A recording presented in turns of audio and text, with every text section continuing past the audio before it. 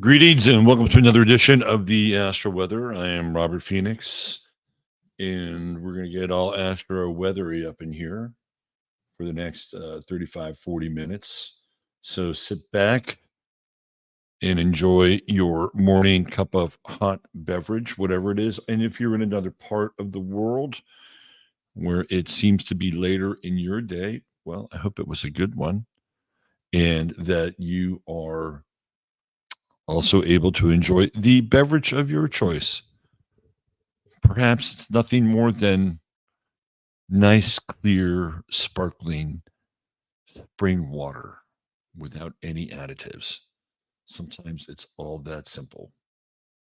Let's see. Let's do a quick little roll call here before we jump into the weather. Let a few more people show up in the galley. There's my man, DJ MC. What's going on, Brother Mike?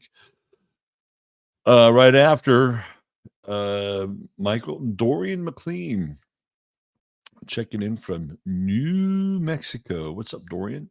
Liddy Lou is here. Went to bed very late, but woke up early. Oh, I was up kind of late last night too, but I got my 6 hours in. That's all I really need is about 6 hours. And I stayed up late. I other than the Golden State Warriors, I really don't watch a lot of pro basketball.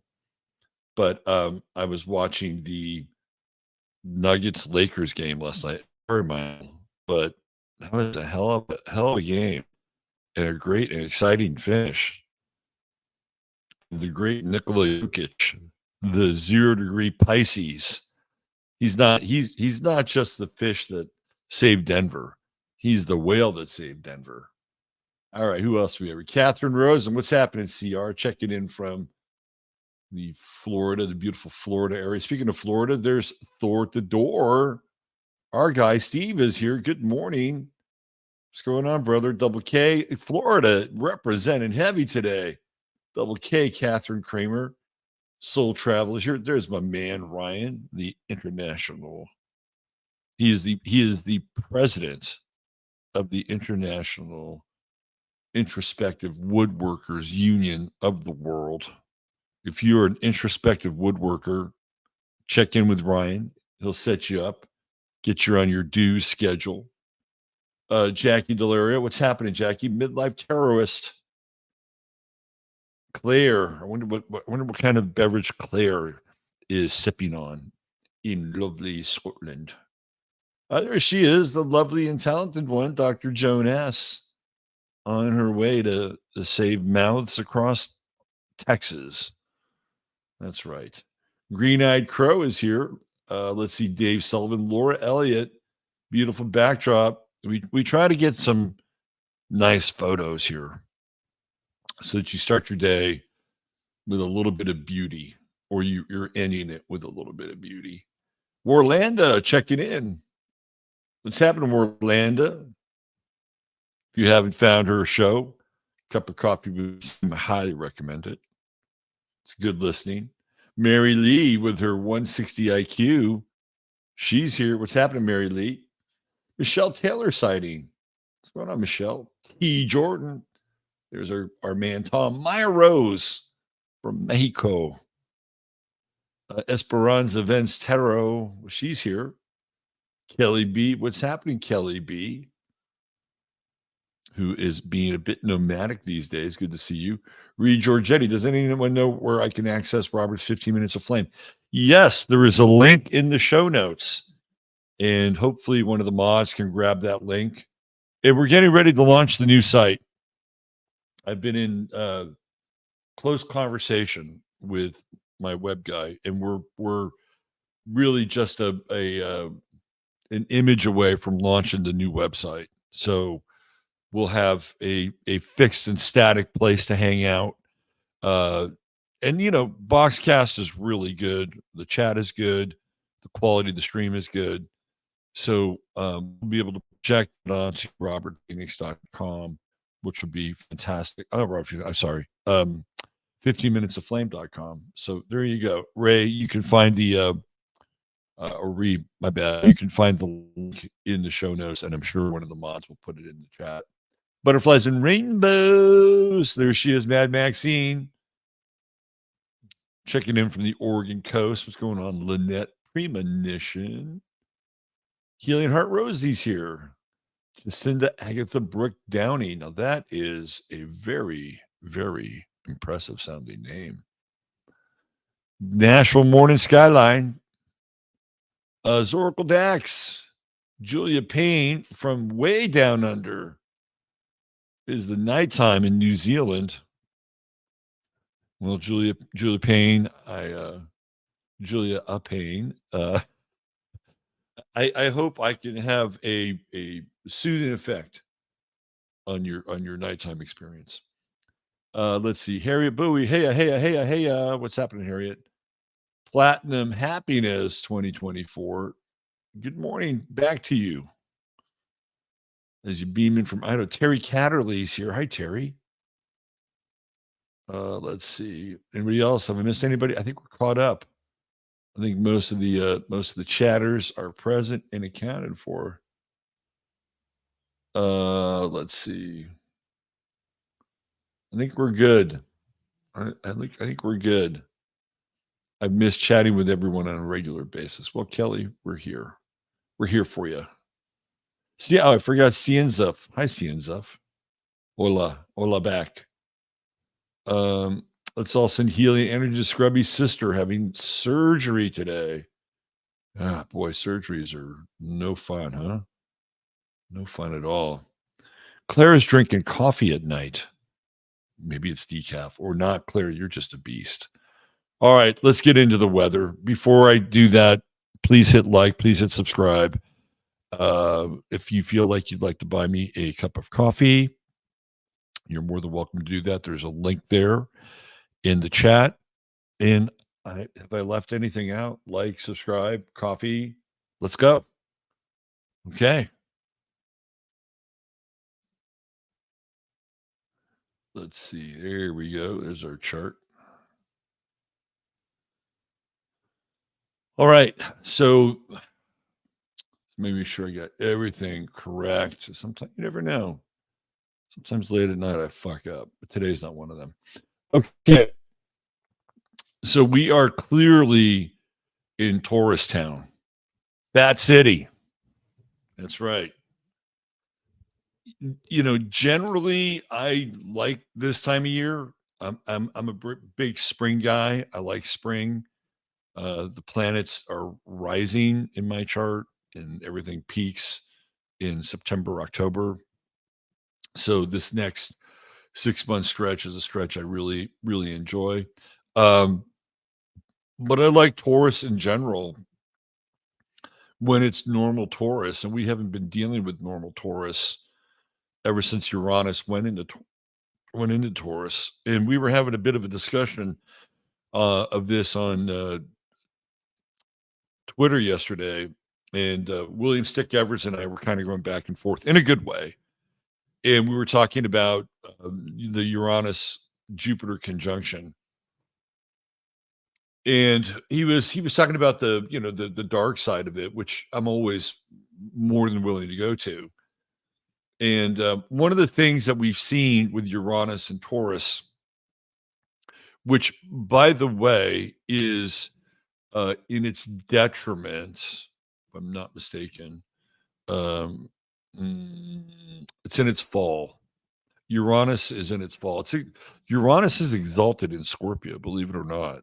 It's kind of interesting.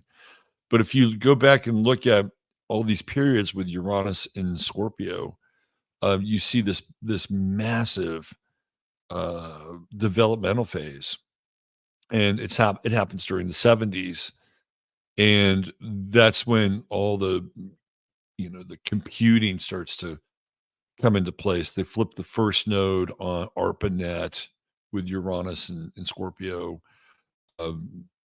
Bill Gates forms Microsoft. Steve Jobs founds Apple. You've got the Tandy computer going mainstream and being really the first. That Tandy computer was really the first home computer that you were able to kind of lock in on. Video games start to pop up during that time. I remember around 1975, 74, 75, we would go to the mall, and we would go to, I think it was Macy's at the mall, and we'd go to their TV department, and they had a Atari console hooked up to one of their TVs, and we'd just sit there for hours and play Pong, right? That was our distraction, entertainment distraction. Anyway, that all happened during the 70s. So everything that we saw during the 70s, everything that's around us now technologically has its roots in the 70s with Uranus and Scorpio. Uranus and Taurus is the exact opposite. And so what we're seeing is a deconstruction of that technological evolutionary arc. And where Uranus and Taurus has kind of moved us into is really the starting point of idiocracy. I mean, really, if you look around, how many how many dumb people have you seen in your environment or online? It's shocking. Now, there's a lot of smart people. Don't get me wrong. There's plenty of smart people in the world, but it just feels like we've seen this just dumbing down, and you can see it even in the school system where states like Washington and Oregon have really lowered their standards. Like I think in Washington, you don't even have to pass the bar anymore to become an attorney, which blows my mind. I guess you just have to have a degree. And of course, the standards for being allowed into college are lowered. The standards of grades are lowered. So you may as well just, you know, pay them the money and rubber stamp a degree. Oh, well, maybe you'll get some kind of, I don't know, special scholarship, and you don't have to pay them a cent. You don't have to go to school.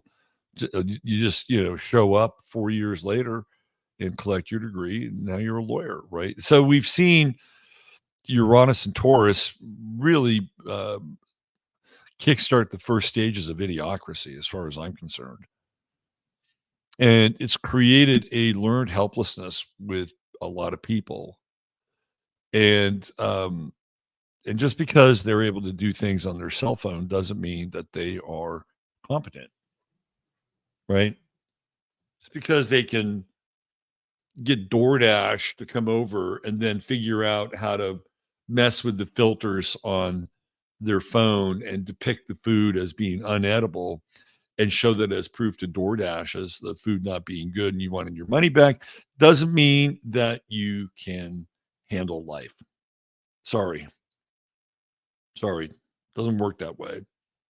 Um, so, we talked about this Jupiter Uranus conjunction and the explosion that's going to take place technologically once Uranus moves into Gemini. And you can sort of see the breadcrumbs now. So if you go to California where they passed a $20 an hour minimum wage, I mean, that's crazy. It's crazy. And this is for, I think, primarily fast food workers. Fast food like waiters won't get a $20 an hour minimum wage, or waitresses now, but the fast food workers will. So of course, what are they doing? Well, they're bringing in AI. There are some people where they're actually using, believe it or not, they're using people in places like India and the Philippines to be on a screen to take your order. This is how much they have to do in order to dodge and evade having to pay a person $20 an hour. Now, I don't begrudge a person being paid $20 an hour if the work warrants it. And yeah, as far as I'm concerned, fast food work was never about a fucking career. Like fast food work was basically meant for kids in high school. It's really what it was for. And maybe, just maybe, you wanted to get on a management track and, bless your heart. And you're on a management track and you get to manage all the high schoolers. Or you get to manage, the mom with the second job, or, the semi-retired person that just, wants to make a little cash and sit at the register and take orders, right? And there's examples of that. You've seen people like that. but it was never really meant to be a career path. So we're seeing now this very interesting kind of dumbed down effect of Uranus and Taurus, and we've been seeing it for a while. But once Uranus moves into Gemini, from here to here, that happens at the end of 2025. It'll be parabolic in terms of the technological applications of Uranus and Gemini, and it won't bode well for humans. It won't bode well for humans at all. I mean, again, I watched a special on somebody going to a Carl's Jr. in California and AI taking their order. Do you see where all this is going?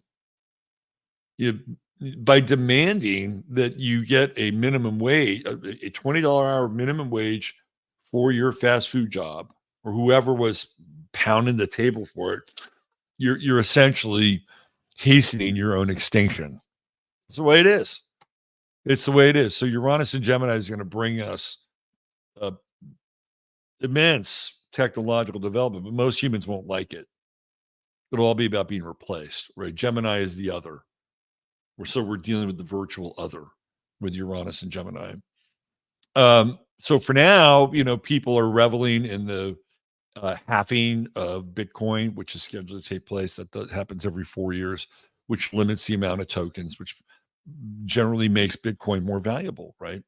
So there's a lot of, all boats rising in the high tide of Bitcoin. So if you're in the digital currency space for now, it's good. I was watching the NBA last night, and Coinbase had a major commercial for Bitcoin on Coinbase. This is primetime NBA, and they're basically distilling the message of Bitcoin into about a 30-second commercial for the masses. I thought, wow, this is really interesting. So it feels to me like at some point, Bitcoin, this is just my take, at some point, Bitcoin will be co-opted by the quote unquote powers that be. Like they're figuring out how to mold their economic policy around Bitcoin moving forward. That's what I think. And so we're watching this mainstreaming of digital currency happen right before our very eyes with that Jupiter Uranus conjunction. And if you're in the game, you've got to be thankful that you weathered a bit of a storm there, because you should be making a lot of money at this point in time. Now, how long? I don't know. I would think that once Uranus moves into Gemini, we're having a different discussion about everything. So let's move off of this conjunction. Let's talk about Pluto, which is where we have the greatest tension today. The moon is at 28 Libra, so it's in the Via Combus, the burning path. And by later today, and for some of you folks in other parts of the world, you will experience the moon in Scorpio, more than likely in your sleep. So when you wake up tomorrow, you will wake up with a moon in Scorpio, which we all know is quite intense, and moving in and locking into that full moon position here very shortly. So tomorrow we'll be experiencing the full moon in Scorpio. And it's so now we're talking about a T square really with Pluto, right? So we have the sun right there squaring Pluto, and then tomorrow the moon will square Pluto. So we'll have a fixed T square tomorrow. And I think that's one of those T squares that kind of rocks people's trust in things. And I would say trust in banking, trust in finances. There's a lot of tension there, right? And the full moon illuminates the area of the chart that it's in. So it's illuminating Scorpio. Scorpio is other people's money. It's risk, right? When you get into Scorpio, you're getting into things like the 8th house, and insurance is a big part of that Scorpio Taurus axis, right? Like the insurance companies are scorpionic. That's what they are. You're paying them to hedge against a disaster or misfortune happening in your life, which would take place in the physical world. But in most cases, most people will never see it. Knock on wood, I pay auto insurance and I haven't had a significant accident since I don't know when. Shit. When was the last time it happened? It's been a while. I think the 90s, maybe mid 90s. Mid 90s was the last time I had a somewhat significant accident. So, it doesn't count fender benders in parking lots and people bumping into you, and losing their shit, which has happened. I wouldn't really count those, and those are few and far between anyway. But that's how it works, right? You invest in this thing, right, which is a hedge for the physical world. And, with the moon in Scorpio, it feels very naked and very raw. And it doesn't feel like there's a lot of, uh, what's the word I'm looking for? It doesn't feel like there's a lot of outs. I think a lot of this also has to do with what happened in DC the other day.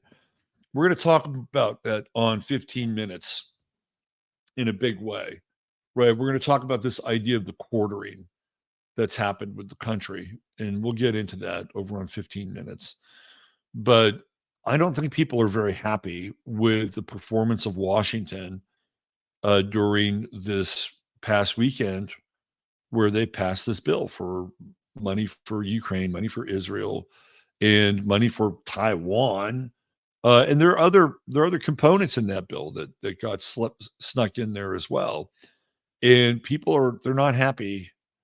And and really, I don't know what the facts and figures are, but I would say that between 65 to 70% of the people did not want to do that.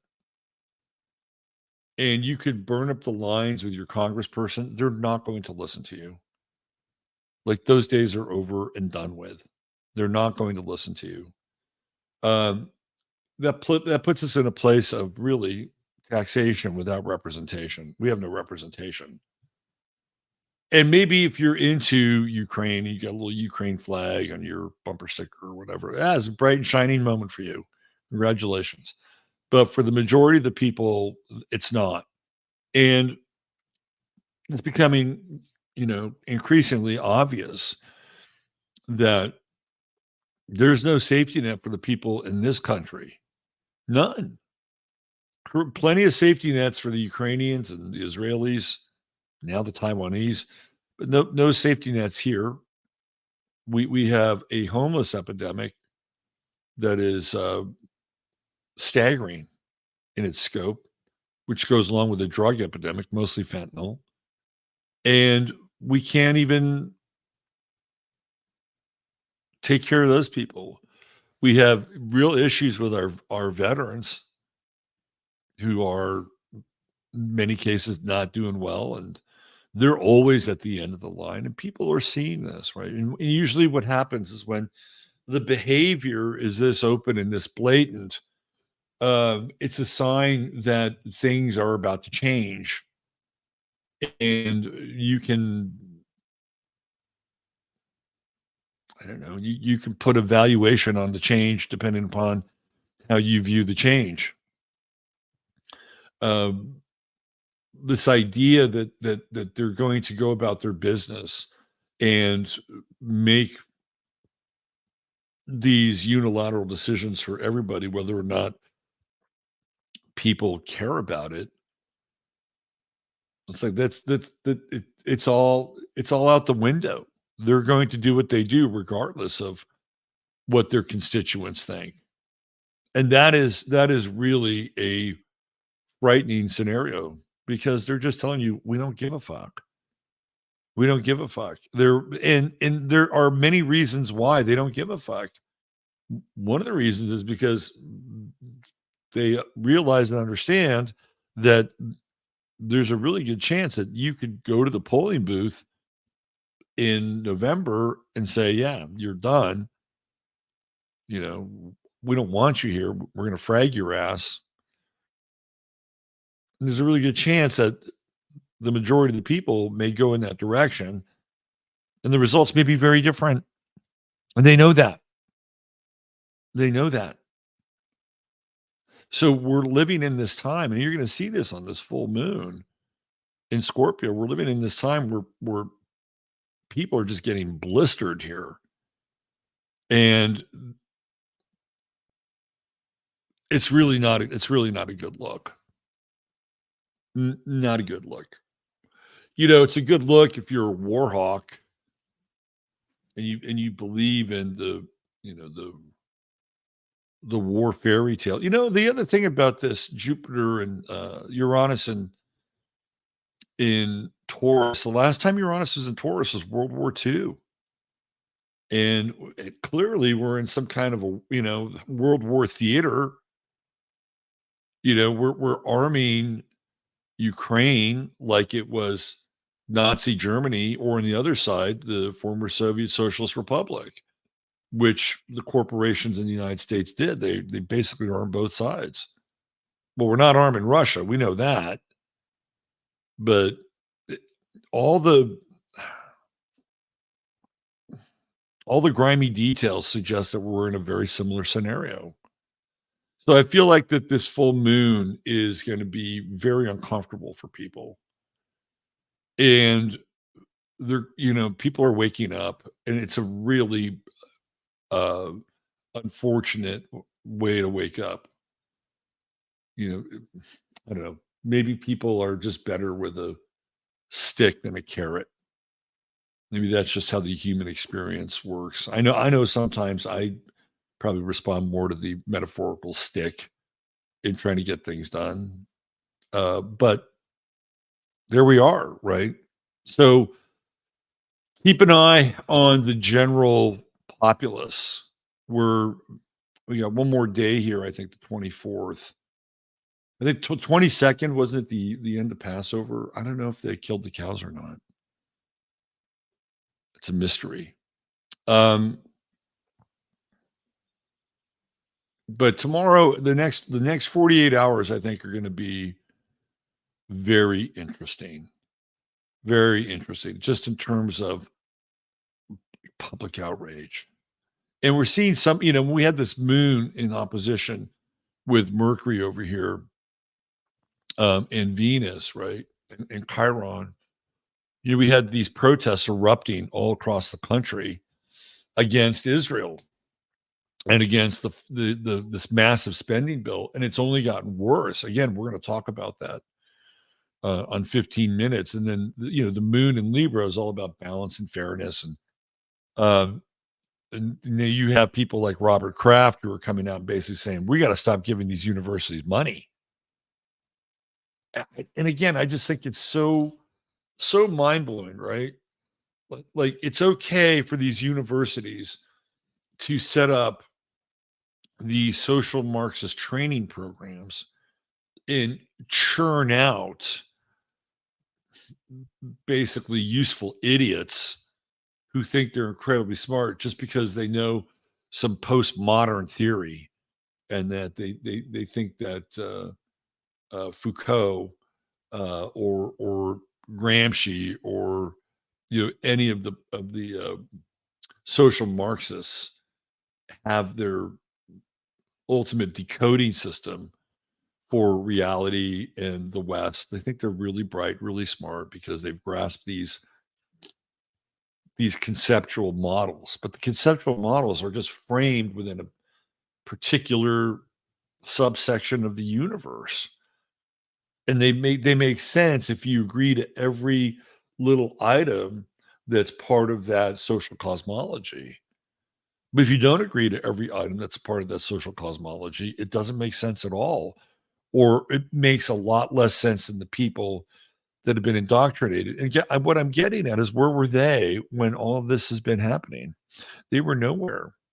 Right? They were nowhere. They were just fine allowing these universities to churn out these useful idiots, meanwhile suppressing free speech on the campuses. They were fine with that. Bob Kraft never, and I'll talk about this on 15 minutes, but Bob Kraft never got off his fat ass to come to the aid of somebody like what's his name? Boghossian, Peter Boghossian, who got kicked out of Evergreen College. Like he never came to the and I know that they're a little bit loaded, right? But the Weinstein brother that the Weinstein brother that taught at Evergreen and left, like they never came to their defense. Never, never. Boghossian taught it. I think what was it? Portland State, Portland State, or University of Portland, one of the two. And nary a complaint from the donor class. But as soon as the protests got into the wheelhouse of the donor class, oh, now we want to take their money away, right? So that's really interesting to watch as well. So we're in a place of real dynamic tension here over the next 48 hours. Now, the good news is that the moon, about halfway through its transit in Scorpio, will start to trine with Saturn and Mars and Neptune. And I think if you understand what your values are, you can kind of weather the storm here over the next 48 hours. And I would say, hold close to your values. Because, now we're having a different kind of communication, a different kind of conversation with these Piscean planets, which it really rewards people who are locked in and rooted in their values. Because, Scorpio and Taurus are all about values. Material values of Scorpio, somebody gives you a lot of shit, good shit, money, whatever, right? What's going to happen? You're going to generally tend to like that person more. Oh, gee, you're so nice. Thank you. Thank you. Thank you. And it can corrupt your values. And on the other side, Scorpio is the whisper. Scorpio is the whisper, the promise, the, it's like the devil, taking Jesus to the mountain saying, all this can be yours. All you got to do is get on your knee, right? That's very scorpionic. That's the intimation of ultimate power. So we're in a really interesting 48-hour cycle here. And I would say, without being overly strident, especially when we get into like tomorrow night and even Thursday, right? Like standing fast pays off. Just wait. Just wait 48 hours. Standing fast pays off. So what we're doing here is we're checking in on our emotional. It's funny that they now call it EQ, but it was emotional IQ, which means that you're not going to panic. Don't panic. Hold fast to your values. Hang in there, right? And by the time we move into late tomorrow, early Thursday, you're going to realize that your emotional connection and choices are going to work out. They're going to work out. Do your best to stay out of panic over the next 48 hours, especially tomorrow, when we really come into that opposition and with Pluto, while others around you are losing their heads, right? That's kind of what the energy is like. We still have a lot of Aries going on. We have Mercury, which is that retrograde? Yeah, it's retrograde. It's going to go direct. We have Mercury retrograde, Chiron in Aries, and we have also Venus. And so we still have a lot of Aries in the air, and people are fired up, right? There's a lot of look at the headlines on college campuses. People are fired up. People have a lot of energy. There's a lot of aggression and anger in the air. And, when this moon goes into the full mode and begins this very intense opposition in T-square, look out. Look out. It's going to get very intense.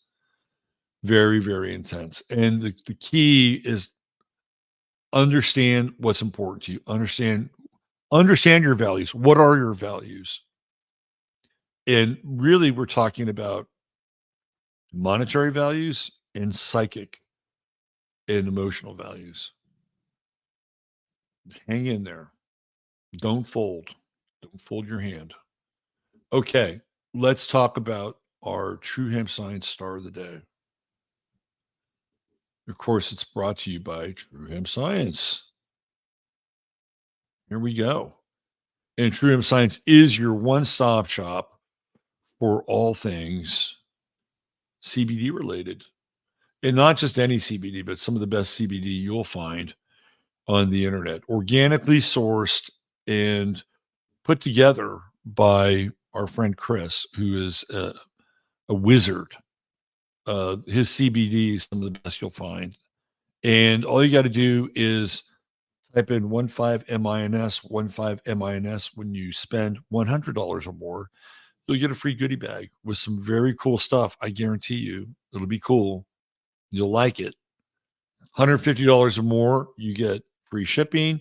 And there's always a 30-day money back guarantee. TrueHempScience.com. 15MINS is your code. And thank you for supporting him and the show. It's a way to support the show. All right, let's get into our True Hemp Science Star of the Day. It's Roy Orbison. Roy Orbison. Now, there are more compelling figures, I think, that are born today. I think last year we did Timothy McVeigh. And I could have dipped into Michael Moore, the documentary maker, who's become a bit of a parody of himself. But I thought Roy Orbison would be an interesting candidate to discuss and find some interesting data points in his chart. So Orbison is a fascinating character. You know, he's born in Denton, Texas. Or I'm sorry, Vernon, Texas. He's born in Vernon, Texas. He, as a young man, he's not very good at sports.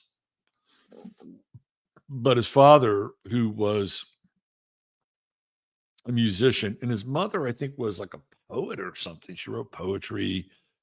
I think she was his mother was kind of an artist. His father worked in the oil fields, but he was also musically inclined. So Roy Orbison got a guitar at the age of 6, and his father taught him how to play. And from that point forward, Roy Orbison knew what he wanted to do in life, which was be a musician. And from a very young age, he starred on local television or local radio, which would later become local television. And on the radio side, again, this is young. He's, I think, like pre-12. He's got his own radio show. And he's essentially singing, and I guess there's other musical acts on the show. This is just local radio, right? But he's very advanced. And I think a lot of that has to do with that true node in Capricorn, and people have the true node in Capricorn. If they're able to move off that south node or self-actualize fairly quickly, they are able to achieve things fairly quickly. So one of the things that Orbison is known for, obviously, is his voice. And it's not just his voice, but it's the persona. And he's got Mercury in Taurus, and it trines Neptune right there, right? So he's got a Mercury-Neptune trine. And he's got Neptune in the 12th house, which is Neptune's house. And just about all of his chart is, well, not all of it, but all the personal planets are in the 9th house. Maybe you get a little bit of a read from Mercury also in the 8th house, rather, a little bit of read from Mercury in the 9th house. So he's hidden, right? Like he's occulted. He's kind of mysterious. Like, what's the story with this guy? What's his story? He's got dark glasses, the jet black hair. He has that kind of lonesome wail. There's something almost gothic about Roy Orbison. And when you listen to his songs, like they're so painful. Only the Lonely is such a painful song. He tried to sell that to Elvis, by the way. He knew Elvis from his Sun Record days, and he tried to. He was broke, and he was cruising around Memphis, and he went to Elvis's house on a Sunday morning to see if he wanted to buy Only the Lonely, and Elvis didn't want to wake up. Elvis should have woke up because that was a huge fucking hit, and when it became a huge hit, um, Elvis apparently bought cases of the record and handed them out to his friends. Like, you've got to hear this, and this is a trademark Orbison sound. You know, it's lonesome, it's plaintive, and he's got these rich pipes, right? Like, he's got these rich pipes, and he can go low, but he can also hit that really high falsetto. He can do a bit of the yodel if he needs. You can kind of hear the hillbilly and Roy Orbison, and but a lot of his songs are about themes like jealousy and being left for like if you're a dude, your woman's leaving you for another man, and this would actually be a theme that would play out in Orbison's life with his own wife, whom he divorced and married. Right, like he divorced this woman and he remarried her again, and you see that with that Venus Pluto square. Like, he just couldn't quit his wife, and one of the things that Orbison did was he was not very faithful. So he would, go on tour, and he, like a lot of these rock guys, he would, he'd screw other women, and eventually, you can only do that for so long. And then she found out, and so she started screwing other guys, and that drove a real wedge in their marriage. But eventually, they wind up becoming remarried. Now, Orbison has this, very interesting kind of career story, which is very different than a lot of the other rock and rollers from the 50s. If you go back and you look at sort of that first wave of rock and roll, people like Chuck Berry, Elvis Presley, Buddy Holly, Little Richard, Jerry Lee Lewis, Bill Haley, like, these are kind of the giants of first wave rock and roll. By the time the 60s roll around, they're pretty much all gone. Elvis is in the army, Chuck Berry's in prison, Jerry Lee Lewis has married his cousin, and so he's kind of blackballed. Buddy Holly's dead. Nobody really wants to touch Little Richard just because he's so weird and odd. And the last man standing is really kind of Roy Orbison. Roy Orbison became incredibly popular in England. So while America was sort of moving away from rock and roll, and you had people like Pat Boone and Frankie Valli and Frankie Avalon and Fabian and all of the, Bobby Darin, Bobby Vinton, all these sort of lame ass vocalists, they're all kind of taking center stage. They're replacing sort of these dangerous rock and roll guys.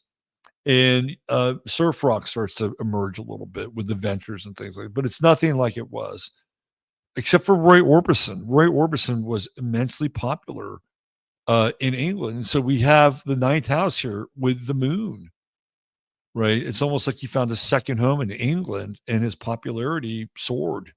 And he still had hits in the US, but it was really in England that he was able to weather the storm. And groups like the Beatles and the Rolling Stones and all these other artists, like, they loved Roy Orbison. He became sort of this, troubadour, this traveling minstrel that influenced a lot of what was to come. He and Buddy Holly. So Roy Orbison has the benefit of that moon in the ninth house, and even Juno and Gemini. This is a really interesting configuration with Orbison. The other thing that's interesting about him is his aesthetic style. And I would have to say, if we were to look at where that would play out in his chart, I would have to say that it would be down here with Palace and the part of fortune in Libra. He's got that Black Moon Lilith in Libra, and that's going to show up in his relationship with his wife, which I'll get into in a minute. But Orbison eventually migrates to Nashville, where he does more country-oriented music.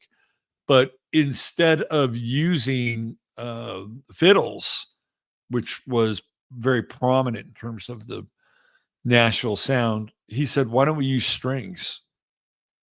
And he changes music forever, right? He becomes almost like a Phil Spector-like character with his arrangements. And one of the reasons why is he was really into this guy named Mantovani. In as much as he liked, um, you know, Chet Atkins, who was he loved Chet Atkins.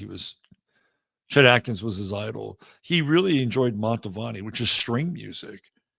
And Orbison combines strings with this kind of melancholy and this country western sound, and he changes music. He creates these kind of very lush soundscapes that are beautiful to listen to. Roy Orbison is a revolutionary artist in a lot of ways. Now, the glasses and the hair are a byproduct of a couple different things. He started wearing the glasses, the dark glasses, because he had very poor vision. And I think he was on a show in England where he could not find his glasses, and he borrowed somebody's glasses. I want to say it was one of the Beatles. I could be wrong, but he borrowed somebody's glasses, and it was these big, thick sunglasses that were prescription, and he loved them, right? And that became his trademark look from that moment forward. And he was not really a handsome guy, right? So, the PR part of the business needed something to kind of hang their hat on with Roy Orbison style wise. And the glasses were the perfect fit. It gave him a very mysterious eighth house kind of look. And the other thing that he did is like he's got really weird genetics. His hair from a very early age was almost white, right? Like, where do you find white hair? You find that in people that have albinism. And I think he might have had a recessive albinism gene, but he didn't like the white hair because it made him look old at a very young age. So what does he do? He dyes his hair jet black.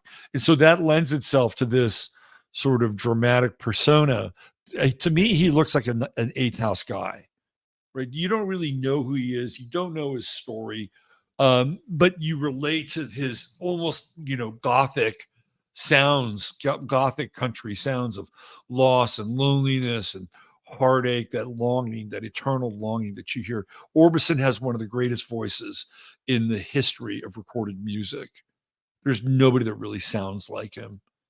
So he's revolutionary, right? There's a revolutionary aspect to what Orbison does. Then he drops out of sight for a while.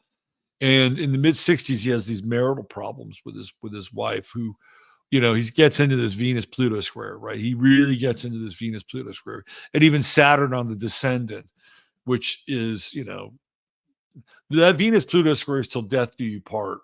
So he divorces his wife because she's tired of him fucking around. So she fucks around, which of course gives him a lot of good material to write about. But they decide that they're going to get back together. Now, his wife was a motorcycle enthusiast. So they remarry, and I believe in 1966, where at that time, if you look at where Pluto and Uranus was, right? Pluto and Uranus is over here in his 12th house. So Pluto Uranus is in T-square territory, right? Grand Cross territory. And his wife dies in a motorcycle accident. This is 1966.